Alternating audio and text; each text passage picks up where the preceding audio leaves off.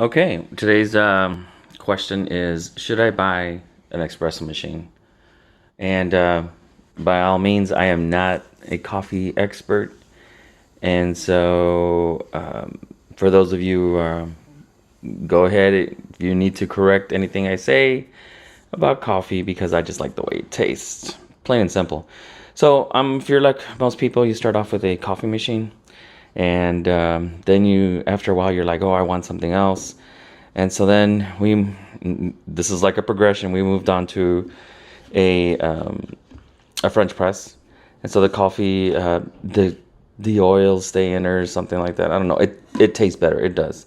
And so, you press this down, the grinds go to the bottom. You have your coffee there.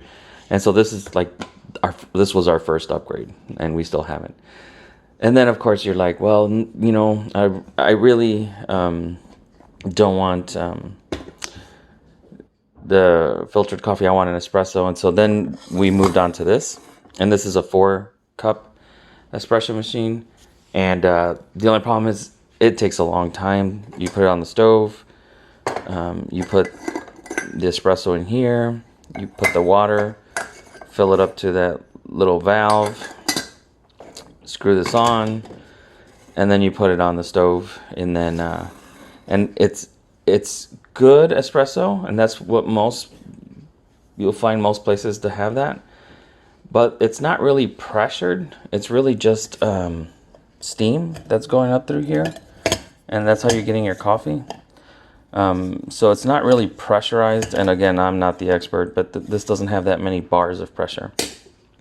And then we finally moved on to an espresso machine. This is not the most expensive machine.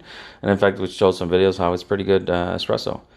And so, just like everybody else, you're probably going to go through this spectrum. But in the end, you're probably going to end up buying the espresso machine. And so if you say, should I buy an espresso machine? The answer is definitely yes.